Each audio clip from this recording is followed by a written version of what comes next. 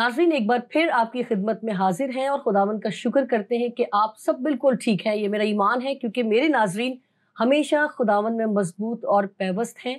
ये मेरा ईमान है और यकीन है और दुआ भी है कि खुदा करे कि हम अगर कहीं पर भी कमज़ोर हैं, कहीं पर भी हम नातवा हैं, तो खुदा हमें ज़ोर बख्शे, हमें कुव्वत दे, ताकि हम खुदावंद में मसरूर रहें और हमेशा की तरह बी पॉजिटिव रहें। एक बार फिर सिस्टर समीना को वेलकम करते हैं। Sister, thank you so much कि आप एक बार फिर हमारे दरमियान मौजूद हैं। और साथ ही मैं आपकी तो शुक्रगुजार हूँ ही, आपके हस्बैंड की भी शुक्रगुजार हूँ कि वो आपको ये तमाम काम करने के लिए मोटिवेट करते हैं, आपको सपोर्ट करते हैं। शुक्रिया शाहाना, बहुत सारी टीम का फिर से मैं शुक्रगुजार हूँ कि जिनके थ्रू इस प्लेटफॉर्म से हम लोग बात कर रहे हैं। सिस्टर, मैं चाहूँगी कि पिछले प्रोग्राम में, जो कि पहला प्रोग्राम था हमारा, उसमें हमने बहुत सारी गुफ्तगू की, मगर मैंने एक बात शुरू में की थी कि इतने सारे कामों के साथ आपने घर को भी देखा है और फैमिली को भी देखा है और ये सारे अचीवमेंट आपने हासिल की। मैं चाहूँगी उन खवातीन के लिए, उन लेडीज़ के लिए थोड़ी सी गुफ्तगू ज़रूर की जाए और आपसे सुना जाए कि आपने किस तरह से इन सारे कामों को किया, किस तरह से आपने अपने पैटर्न को सेट किया और कैसे ये सारी चीज़ें अचीव की आपने। जी शाहाना, असल में मेरी सारी तरबियत में और अभी जो मैं हूँ, मैं सबसे ज़्यादा अपने माँ बाप की शुक्रगुजार हूँ जिन्होंने इस तरह से मेरी तरबियत की। हम लोग 6 बहन भाई हैं और मैं सबसे बड़ी हूँ। तो मेरी अम्मी जो है वो एक चीज़ ये कहती थी कि देखो बेटा, जो बड़ा बहन भाई होता है ना, वो इंजन की तरह होता है। तो गाड़ी का इंजन जिधर जाएगा बाकी के डब्बे वहीं पर ही जाएंगे। तो तुम्हें एक मिसाल बनना है ताकि तुम्हारे बाकी बहन भाई तुमसे अच्छी चीज़ें सीखें। तो मुझे अभी भी याद है कि जब हम स्कूल से वापस आते थे तो मेरी अम्मी कहती थी कि आप अपना बस्ता यहाँ रखिए और एक बहन जो है वो किचन में चली जाए, दूसरी बहन बर्तन धो ले, क्योंकि वो एक बुटीक चलाती थी घर में, तो वो खुद भी काम करती थी। वो पढ़ी लिखी नहीं थी, लेकिन हम सब बहन भाइयों को खुदा का शुक्र है कि सब को मास्टर्स तक उन्होंने जो है वो तालीम दिलवाई। तो फिर वहाँ से उन्होंने ट्रेन किया और फिर उसके बाद वो कहती थी ठीक है, आपने काम कर लिए, आपने खाना खा लिए, जब जल्दी से आइए और एक मशीन पे बैठिए और सिलाई कीजिए। तो हमने कहा अम्मी देखिए हमारे साथ वाली लड़कियां सो रही होती, उन्होंने कहा ठीक है बेटा, जो अब सोएंगे फिर वो बाद में जागेंगे, तो आप अपना काम कीजिए।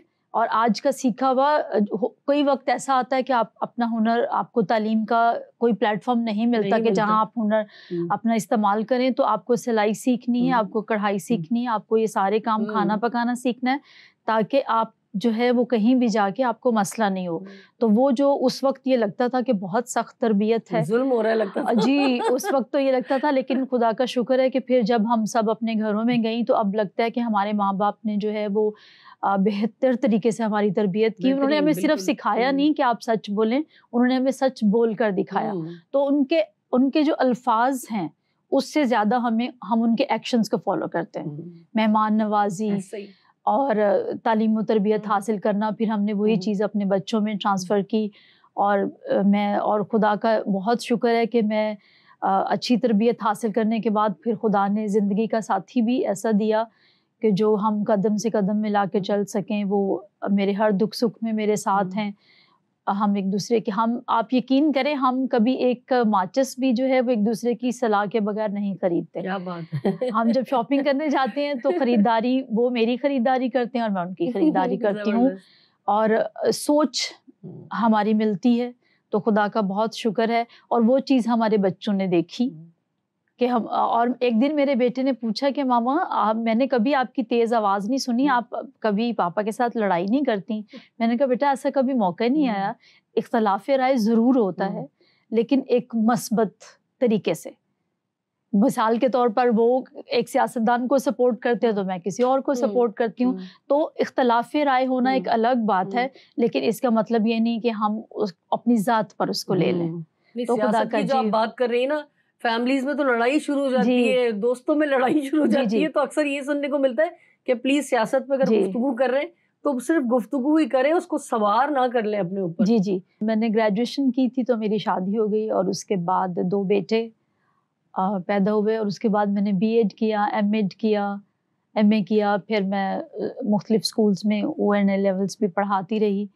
तो ये सब भी मुमकिन हुआ क्योंकि मेरे हस्बैंड ने मेरे साथ बहुत साथ दिया। तो पढ़ा के भी आते थे, घर भी चलाया, घर के इंतज़ाम भी बेहतर तरह से किए, रिश्तेदारों को भी मिलते हैं, तो खुदावंद का बहुत शुक्र है। और उसके अलावा मेरे हस्बैंड जो हैं वो प्रीचर हैं, तो उसमें भी उनकी मददगार। और OTS ओपन थियोलॉजिकल के मैंने तकरीबन 48 सेंटर पढ़ाए जी, और संडे स्कूल की खिदमत भी सर अंजाम देते रहे। तो लोगों तक चीज़ें पहुंचाना और खुदा की खिदमत करना हम दोनों मियाँ बीवी का एक पैशन है। और उसके साथ जो है वो दीनी तालीम भी और दुनियावी तालीम भी। क्या बात है, ज़बरदस्त। मैं ये समझती हूँ कि मेरी तो आंखें खुली की खुली रह गई हैं, आपकी भी खुली रह जानी चाहिए, क्योंकि ये सारे काम, स्पेशली जो ज़्यादा काम आपने शादी के बाद ही किए, वरना शादी के बाद लोग जो पहले कर रहे होते हैं वो भी रह जाता है। और सारी चीज़ें वो कहते हैं कि नहीं अब हम कुछ नहीं कर सकते, शादी हो गई है या ससुराल ऐसा है। मगर मेरा मकसद सिर्फ नाज़रीन किसी को डिग्रेड करना नहीं है, किसी को टोंट करना नहीं है, सिर्फ उन बहनों को, उन बेटियों को मोटिवेट करना है कि जो ये समझती है कि अब हम कुछ नहीं कर सकते, या शायद हमारी मसरूफियात की नौयत फ़र्क हो गई है, सिर्फ उन तक ये बात पहुंचाना है कि आप अभी भी सब कुछ कर सकती हैं। मगर सिर्फ वही बात है कि आपने अपनी डायरेक्शन का तयन करना है, आपने अपनी डेज़ में स्पेसिफाई करना है, अपनी टाइमिंग को, अपने डेज़ को, कि हमने किस तरह से किन चीज़ों को मैनेज करना है। बेतरतीबी हर काम में जो है वो आपकी प्रॉब्लम्स के अलावा और कुछ भी नहीं डाल सकती। अगर आप घर की निज़ाम की बात कर लें, अगर आपके घर की खाने की 3 टाइम की मील की टाइमिंग ही अगर नहीं है तो सारा निज़ाम डिस्टर्ब है। सोने की टाइमिंग आजकल आपको पता ही है कि नाइट्स चल रही हैं, बच्चे कर रहे हैं, तो डे में वो सो रहे होते हैं, सारा निज़ाम उलट-पुलट हुआ हुआ है। अगर आपकी डायरेक्शन, आपका स्केड्यूल मेंटेन है तो सब कुछ ज़बरदस्त है। सिस्टर, मैं चाहूँगी, हमने गुज़िश्ता प्रोग्राम किया ख़याल है क्या? ख़याल हमारी सोच पर कैसे असरअंदाज हो सकते हैं, इसके बारे में एक छोटा सा रिव्यू उन लोगों के लिए जिन्होंने शायद पहला प्रोग्राम मिस किया, उसके बाद हम आगे बढ़ते हैं। जी, तो बेसिकली हमने पिछले प्रोग्राम में बात की थी कि ख़याल होता क्या है। तो ख़याल जो है वो सोच का मंबा है, यानी हम किसी चीज़ को देखा और फिर उसके बारे में कोई हम सेल्फ टॉकिंग जो खुद से बात की तो वो ख़याल बना। फिर हमने इसके बारे में बात की थी कि हमारी ख़यालात का सोर्स क्या है, उसका कहाँ से बनते हैं, कैसे बनते हैं, कब बनते हैं, क्यों बनते हैं। तो इस पे हमने बात की कि हमारे जो है वो हमारा माशरा, हमारे माँ बाप, हमारी तरबियत और हमारा जो वर्क प्लेस है, ये सारी जो सारी चीज़ें हैं ये हमारे ख़यालात बनने में हमारी मदद करती हैं, या यूं कह लें कि इनकी वजह से हमारे ख़यालात बनते हैं। और कुछ जो बेसिक चीज़ें, जो कुदरती चीज़ें जो माँ के पेट से हमारे साथ होती हैं, वो जो है वो ज़रूरत के वक्त, हम जैसे मिसाल के तौर पर छोटे बच्चे को देखें तो वो एक उसमें एक आदत है कि वो रोता है, और रोने से ही उसकी माँ समझ जाती है कि अब इसको दूध चाहिए या इसको अभी तब्दील करना है। तो कुछ चीज़ें जो है वो कुदरत ने हमारे अंदर रखी हैं, कुछ एक्शंस, कुछ चीज़ें, और उसके बाद कुछ चीज़ें जो हैं वो हम वक्त के साथ, उम्र बढ़ने के साथ हम खुद तरतीब देते हैं, जिनमें से कि हमारा सोचने का अंदाज भी शामिल है। तो हमने ख़यालात और ख़यालात कैसे बनते हैं इस पर हमने बात की थी। सिस्टर, मैं चाहूँगी कि अब बाकायदा अपने इस प्रोग्राम का आगाज़ करते हैं। मैं चाहूँगी आप ज़रूर इस बात को भी बताएं कि हम अपने ख़यालात को फ्रेम कैसे कर सकते हैं या उसको काबू में कैसे कर सकते हैं। जी, तो ख़यालात को जो कंट्रोल करने का काम है वो सबसे सुबह शुरू होता है।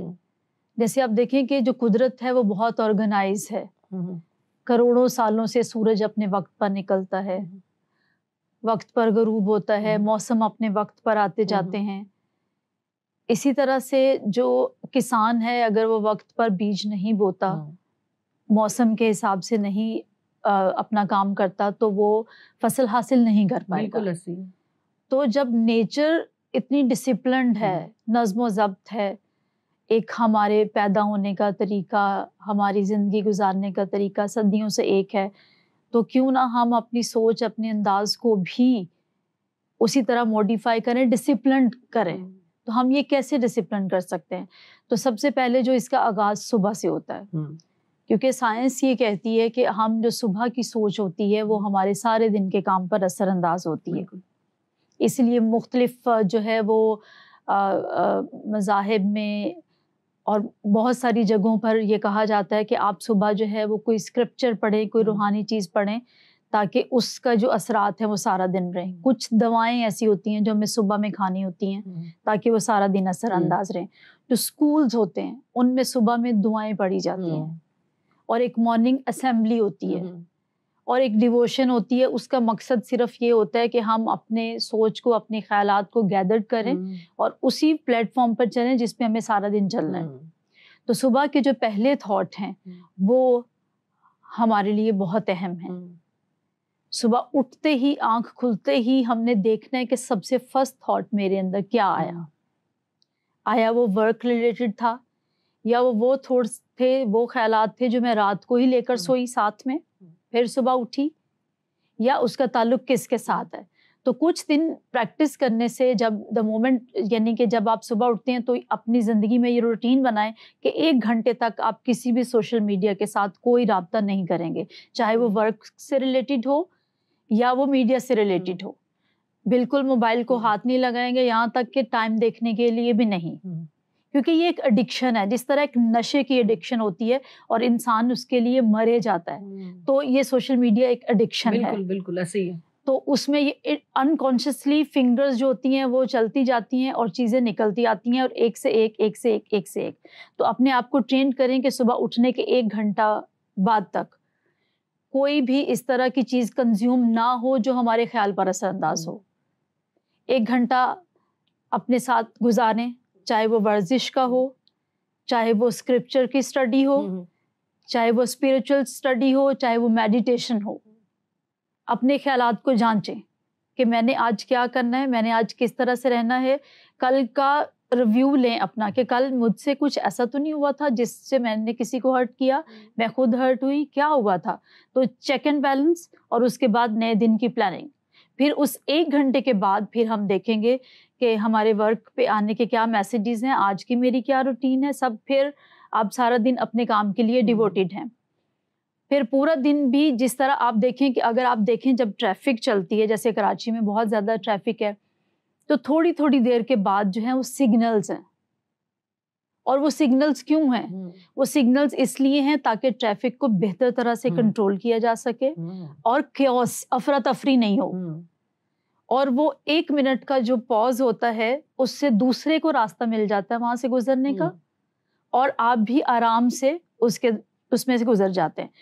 तो सारे दिन में 1-1 घंटे बाद अपने ख्यालात का भी पॉज लें, रोकें और सोचें कि ये जो 1 घंटा विद इन लाइक 5 सेकेंड्स, और सिर्फ 5 सेकेंड्स में और 10 सेकेंड्स में हम उस अपनी पूरी पिछली रिकॉर्डिंग को चेक कर सकते हैं कि इस घंटे में मेरे साथ क्या हुआ। और उसके मुताबिक ये होगा कि अगर आपका कोई फ्लो खराब है तो उस पॉज से आप अगला घंटा बेहतर तरह से गुजार सकते हैं। एटलीस्ट अगर कुछ क्रिएटिव नहीं कर सकते तो पिछले खराब को रोक सकते हैं। और नेक्स्ट आवर जो है वो डिसाइड करेगा कि अब आपको क्या करना है। तो इस तरह जो पॉजेज हैं वो आपका थिंकिंग पैटर्न को डेवलप करेंगे, आपकी सोच को डेवलप करेंगे, आप खुद से बात करेंगे।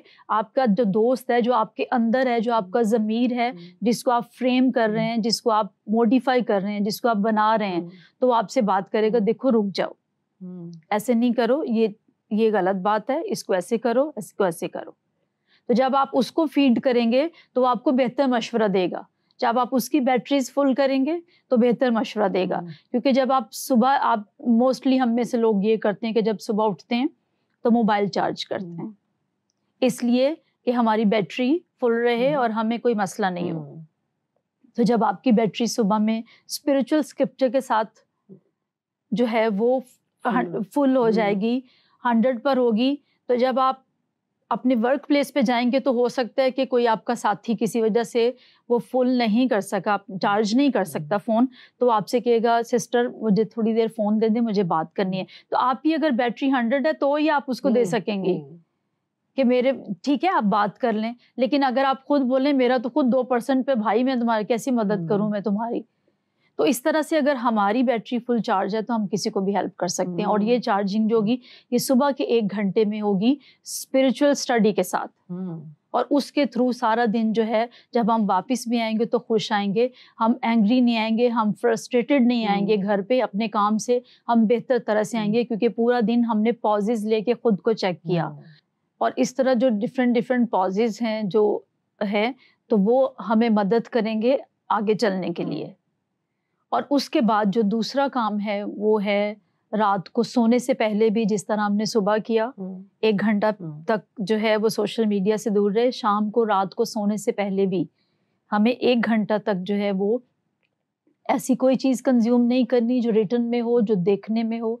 कुछ लोग इस तरह से करते हैं कि वो कहते हैं हमें नींद नहीं आती, हम कोई वीडियो चला लेते हैं और चलते चलते सो जाते हैं। तो हमारी बॉडी सो गई, लेकिन हमें अपने माइंड को काम करने के लिए दे दिया, तो हम सुबह थके हुए उठेंगे और एक फ्रस्ट्रेशन के साथ उठेंगे, हम ताज़ा नहीं उठेंगे। तो क्योंकि और समटाइम्स तो ये होता है कि वो सुबह उठते हैं तो अभी तक एयर प्लग्स उनके कानों में ही होते हैं, तो उसमें हम अपने जिस्म के साथ जुल्म करते हैं, क्योंकि हम जिस्म सो जाता है लेकिन हमारा सबकॉन्शियस काम कर रहा होता है उस वक्त पर। उस वक्त सोने के वक्त थॉट्स बंद हो जाते हैं, इसीलिए सोना सबको पसंद है। तो मैंने अपने आर्टिकल में भी लिखा कि लोग सोने की इतनी ही जो है वो चाह करते हैं जिस तरह के गोल्ड की, सोने की। तो सोना तकरीबन दुनिया के हर बंदे को पसंद है, और वो क्यों पसंद है, उसकी क्या वजह है, हर किसी को थोड़ा सा भी टाइम मिले तो वो सोना चाहता है।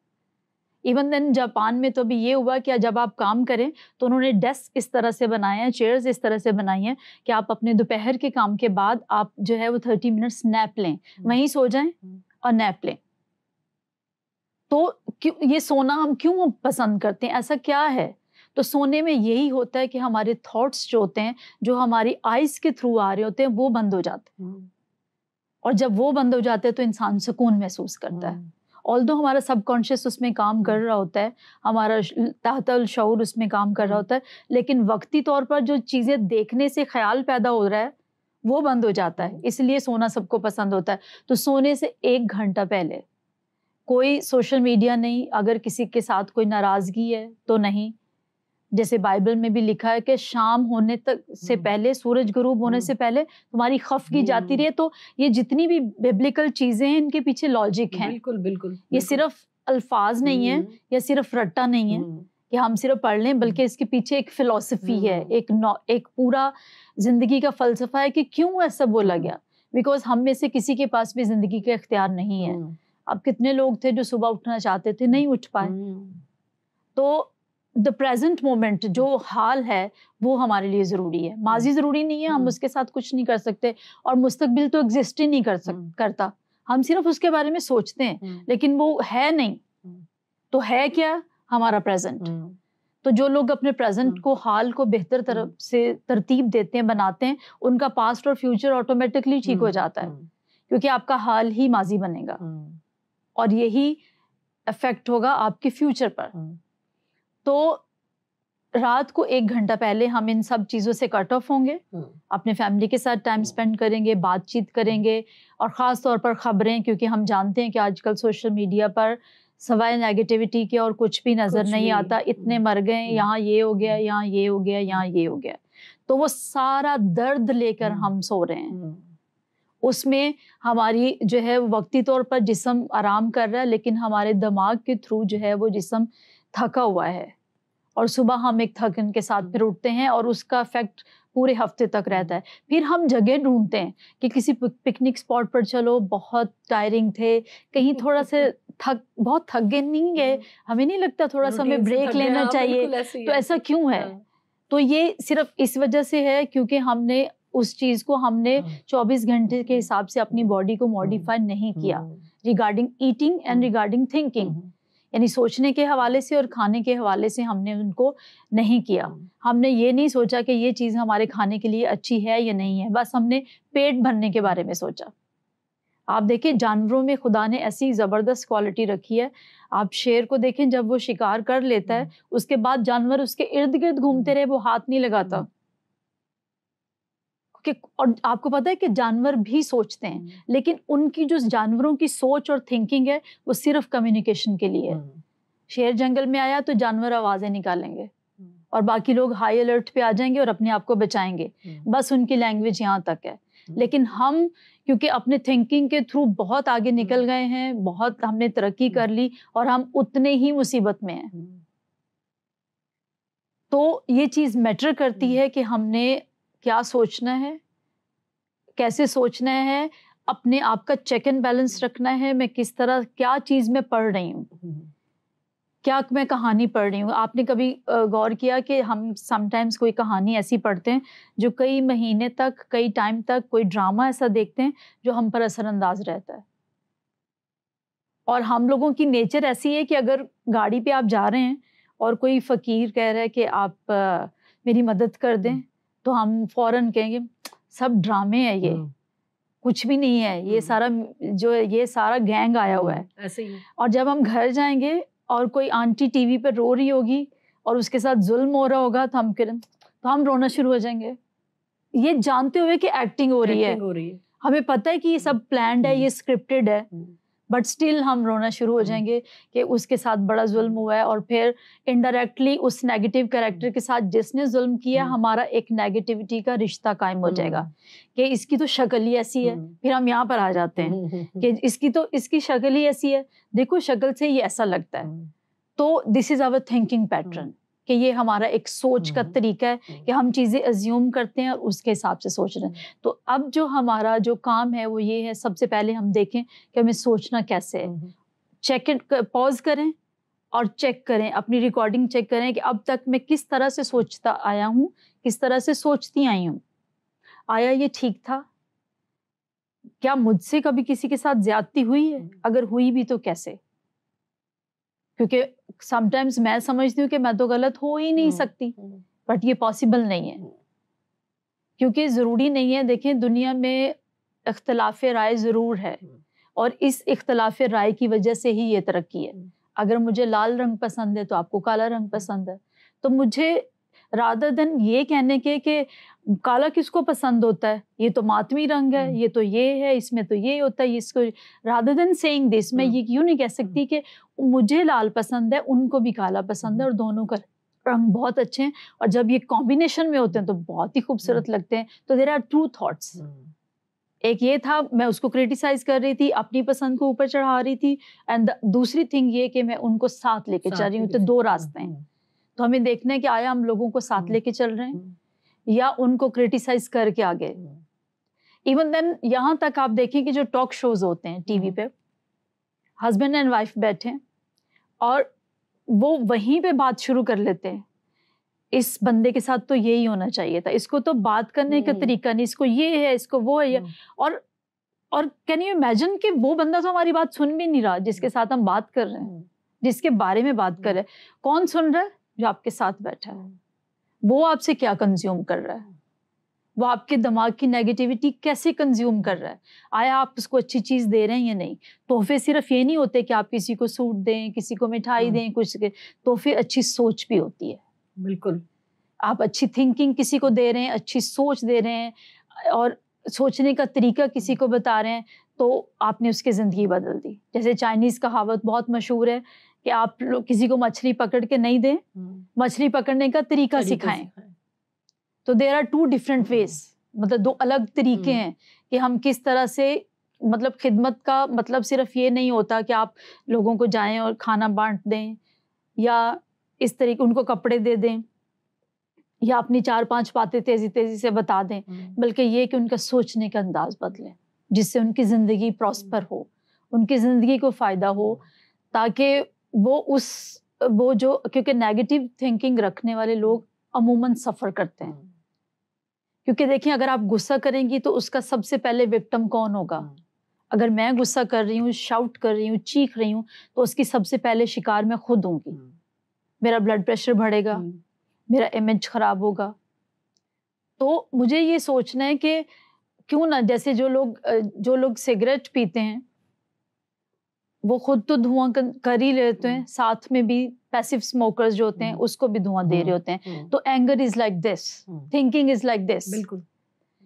तो सोच और गुस्सा और ये जो हमारे रवैये हैं ये बिल्कुल ऐसे ही हैं कि हम खुद भी वो चीज़ें कंज्यूम कर रहे होते हैं और वही चीज़ें हम बांट रहे होते हैं। तो हमने ये देखना है कि हम इस माशरे को, इस सोसाइटी को क्या दे रहे हैं। खुदा ने अगर मुझे पैदा किया है, अगर मुझे इस दुनिया में रखा है, मुझे सांसें दी हैं मुझे, तो क्यों दी हैं? वाई आई एम हेयर, मैं कौन हूँ और यहाँ पर क्यों हूँ? जब ये इन सवालों के जवाब हम जान लेते हैं तो फिर एक नई दुनिया शुरू होती है। तो जो इसी तरह जो सोच है, जो बातचीत है, वो अफेक्ट करती है।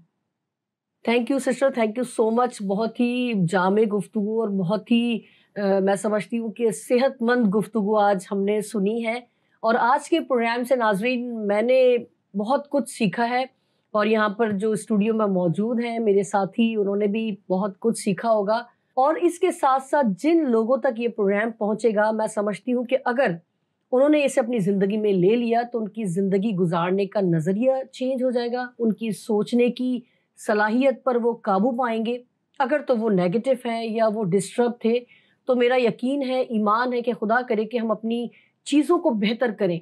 हमारा मकसद नाज़रीन इन प्रोग्राम्स को तरतीब देकर आप तक पहुंचाने का सिर्फ यही है कि हमारी छोटी सी कोशिश, हमारी छोटी सी मेहनत अगर किसी एक ज़िंदगी को भी चेंज कर दे, उसकी सोचने की सलाहियत को चेंज कर दे, तो हमारी ये सारी मेहनत जो है वो पूरी हो जाती है। क्योंकि हमारा मकसद सिर्फ और सिर्फ आपकी इस्लाह करना, आपको एक नई सोच देना, आपको एक नई बात की तरफ राग़िब करना है। आज के प्रोग्राम में मैंने जो एक बात ज़बरदस्ती सीखी कि हमें अपनी ज़िंदगी में पॉज़ लाने की ज़रूरत है, अपनी सोचों को लगाम डालने की ज़रूरत है, जो कि आज के दौर में बेकाबू हुई जा रही हैं। और हमने अपने आप को इस कदर मसरूफ़ कर लिया है, इस कदर स्ट्रेसफुल हो गए हैं कि हम अपनी लाइफ को इसी पैटर्न के साथ गुजारे जा रहे हैं, क्योंकि हमने सुना ही नहीं कि अपनी सोचों को कैसे कंट्रोल करना है। और ट्रैफिक में रेड लाइट का मतलब क्या है, सिग्नल्स क्यों लगे होते हैं। आज मैंने भी ये बात सीखी है कि वो सिग्नल सिर्फ और सिर्फ हमें रोक कर फिर से हमारी राह का तयन करने के लिए है, हमें फिर से सोचने के लिए है कि क्या पता हम किसी गलत ट्रैक पर तो नहीं आ गए, क्या हमें अपनी लाइन को चेंज करने की ज़रूरत है, क्या हमें अपने सोचने के अंदाज को चेंज करने की ज़रूरत है। इसी दुआ के साथ कि खुदा करे कि आज के प्रोग्राम से मेरी वो बहनें, वो बेटियां, वो भाई, वो बुजुर्ग, वो तमाम लोग जो इस प्रोग्राम को देख रहे हैं, ज़रूर किसी एक बात को, किसी एक पॉइंट को अपनी ज़िंदगी में ले लें और अपनी ज़िंदगी को चेंज करने की कोशिश करें। हमें अपनी दुआओं में याद रखें। फिर मिलेंगे एक नए प्रोग्राम के साथ। उस वक्त तक के लिए इजाज़त दीजिए। खुदा हाफिज़।